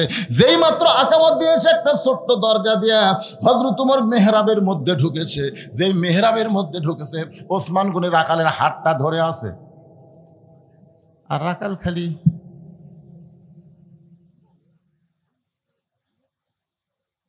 কে রে? ই তো হাত করলো। উমর দেখবার গেলে সামনে কাতার জালে ই তো রে লোক ইনকা শোকাচ্ছে, আর ওসমান গনি হাত ধরে আছে। যেই মাত্র রাখাল বলেছে কতকামাতিস সালাম, কতকামাতিস সালাম, সঙ্গে সঙ্গে রাখাল আল্লাহু আকবার, আল্লাহু আকবার যেই কথা রাখাল ওসমান গনি হাত ছাড়া দিস। হাত ছাড়াতে বলতেছে ভাইজান ইমাম সাহেব ভুল করলে মানুষ লোকমা দেয়। এখন কতকামাতি সালা আকামতি শেষ হয়নি আর তুমি আল্লাহু আকবার লোকমা দিলে। রাখাল কই এই জন্যই তো তুই কানা, এই জন্যই দেখবার আসা তুই দেখবার পাস না, এই জন্যই তুমি কানা, দেখতে এসে দেখতে পাও না। এই কথা বলার সঙ্গে সঙ্গে তৃতীয় কাতারের একজন মুসল্লি দৌড়ে এসে রাখালে হাতটা ধরে হ্যাঁচকা টান দিয়ে বলতেছে তোকে সামনে দেখে আমার সন্দেহ হয়েছে। এই পাগল, তুই যারে কানা কানা বলে তিরস্কার করতেছিস এই মহামানবকে তুই চিনিস? রাখাল বলতেছে আমি বারান্দার নামাজ পড়ি, আমি ভিতরের কাউকে চিনি না। সাহাবী বলতেছে পাগল রে, যেই মানুষটা তখন তোরা হাত ধরেছিল ওই মানুষটি হলো আল্লাহর নবীর ডবল জামাই ওসমান গনি। রাখাল ছোট বাচ্চার মতন কান্দে। এই জন্যই বারান্দাত নামাজ পড়ি, এই জন্যই মসজিদের ভিতরে কোনোদিন ঢোকার সাহস পাই না। মসজিদের মধ্যে দামি দামি সাহাবি, ওই দামি দামি সাহাবির মধ্যে আমি রাখাল কেমনে যাই? কিন্তু ওই পথিক আমার সর্বনাশ করছে। ওমর ফারুকের দিকে আঙ্গুল দেখায় বলতেছে ওই পথিক আমার সর্বনাশ করছে। ওই পথিক আমারে কইছে ওমরকে যদি দেখতে চাও তাহলে মসজিদের সামনে কাতারে দাঁড়াও। সারা জীবনের সাধনা একটা বার শুধু হযরত ওমরকে দেখতে চাই, আর ওমরকে দেখতে এসে ওই পথিক কে যদি আমি দেখতে চাই তাহলে তোমরাই বলো। লোকমা দেওয়া ছাড়া তো আমার উপায় নাই। আমি আল্লাহু আকবার লোকমা দিয়া মেহরাব থেকে প্রতীককে সরাই দিব। ওই জায়গায় হযরত ওমরকে আমি এক নজর দেখতে চাই। মসজিদের হাজার হাজার সাহাবীরা কাঁদতেছে। সমস্ত সাহাবীরা যখন কান্দে রাখাল চিল্লায় বলে বারান্দায় নামাজ পড়া ভালো, এই ভিতরে কেন কান্দা কান্দি শুরু হয়ে গেল? ওসমান গনি বলে রাখাল ভাই ভিতরে কান্দার কারণ হলো তুমি যারে পথিক পথিক বলতেছ তিনি হলেন হযরত ওমর। গাছের গোড়া কাটলে গাছটা যেমন পড়ে যায় রাখাল তেমনি পড়ে মেহরাবের মধ্যে কাটা মুরগির মতন ছটফট করে। ইয়া আমিরুল মুমিনিন, আমি আপনাকে তওবা পড়াইছি। ইয়া আমিরুল মুমিনিন, আমি আপনাকে মুনাফিক কইছি। ইয়া আমিরুল মুমিনিন, আমি আপনাকে ভণ্ড কইছি। এত কথা বলেছি গো আমি। অদম রাখালকে আপনি কিছুই বলেন নাই। ওমর ফারুক রাখালকে এক টানে মেহরাবের পড়ে যাওয়া থেকে তুলে বুকের মধ্যে চাইপা ধরে কপালে একটা চুমা খায়। সাহাবীরা বলে আমিরুল মুমিনিন, যেই লোকটা নিজেই বলতেছে আপনাকে তওবা পড়াইছে, মুনাফিক কইছে, ভণ্ড কইছে, আর আপনি তাকে বুকের মধ্যে চাইবা কপালে চুমা দিলেন। ওমর ফারুক বলে সাহাবীরা রে, রাখালের এত কথা হজম করার পিছনে একটাই মাত্র কারণ হলো আমি রাখালকে দেখি নাই। রাখালের ভিতর আমার আল্লাহর কোরআন দেখা যায়। এই কোরআন শুধু শোনার জন্যে না, এই কোরআনকে যদি বাস্তবে আমরা দেখতে চাই তাহলে বাংলার জমিনে আল্লাহর কোরআনের বিকল্প কোনো রাস্তা নাই। এই কোরআন শুধু শুনলে হবে না, বাস্তবে আল্লাহর কোরআনকে আমাদের গ্রহণ করতে হবে। আর কোরআনকে তখনই আমরা গ্রহণ করতে পারবো যখন আমরা কোরআন অনুযায়ী চলব। আল্লাহ এই তাফসির মাহফিলকে কবুল করুক। সকলে বলে আল্লাহুম্মা আমিন, জোরে বলে আল্লাহুম্মা আমিন। আগামীকাল আবার মাহফিল হবে। আমার ভাতিজা আমির হামদা, মুফতি আমির হামদা আসবেন। আজকে আমি আপনাদের নিয়ে যে আলোচনা করলাম, এখন একটা সংক্ষিপ্ত মোনাজাত হবে। লাভ দা ওঠেন কেন? এই লাভ দা উঠে মানে বাড়ি যাওয়ার পারবেন? বাড়ি যাওয়ার আগে কতগুলো হাসপাতাল যায় জানেন আপনারা? সভাপতি সাহেবকেরা তাহলে মদত করবো। আল্লাহুম্মা আমিন। আল্লাহুম্মা আনতাস সালাম ওয়া মিনকাস সালাম তাবারাকতা ইয়া যাল জালালি ওয়াল ইকরাম। আল্লাহ, চারিদিকে আজকে বৃষ্টি দেখলাম। আল্লাহ, বাড়ি থেকে বের হলাম বৃষ্টির মধ্যে, নওগাঁতে বৃষ্টি, প্রচুর বৃষ্টি। আল্লাহ, আজকের মাহফিলকে তুমি কবুল করেছো। আল্লাহ, এত সুন্দর আবহাওয়া, গরমের মধ্যে বৃষ্টি হওয়ার কারণে এখানে ঠান্ডা বাতাস বইতেছে। তোমার হাজার হাজার বান্দা বান্দি আজকের এই মাহফিলে শামিল হলো। আল্লাহ, মেহেরবানি করে আজকের মাহফিল আমাদের সকলের হিদায়াতের জন্য, নাজাতের জন্য, জান্নাতের জন্য আল্লাহ কবুল করে নাও। এই মাহফিলের শুরু থেকে শেষ পর্যন্ত যে আলোচনা হয়েছে আল্লাহ, এর মধ্যে যদি ত্রুটি হয়, ভুল হয়, মাফ করে দাও। এর যা হাদিয়া মঞ্জুর করো সোনার মদিনায় নবী পাকের রওজা মোবারকে আল্লাহ কবুল করো। তামাম আম্বিয়ায়ে কেরাম, আসহাবে কেরাম, তাবিনে কেরাম, তাবা তাবিনে কেরাম, তামাম পৃথিবীর মাটির নিচে যত মুমিন মুমিনা শুয়ে আছে আল্লাহ, সকলের ওয়াফরে হাদিয়া কবুল করো। আল্লাহ, যারা কষ্ট করে মেহনত করে আজকের জান্নাতের বাগান লাগাইছে আল্লাহ, তাদের সকলকেই জান্নাতি কবুল করো। আমরা যারা হাত তুলেছি, রব্বির হামহুমা কামা রব্বায়ানি সগীরা, আল্লাহ আমাদের বাপ মার কবরকে জান্নাতের টুকরা বানিয়ে দাও। আল্লাহ, আগামীকালের মাহফিলকে কবুল করো। আল্লাহ, যারা আজকে এসেছে, আগামীকাল মুফতি আমির হামজা আসবে, 2-1 4 জন করে আরো ধরে নিয়ে আসবে, হাজার হাজার মানুষের সমাগম হবে। আল্লাহ, আগামীকালও আসমানটা তুমি ভালো রেখো।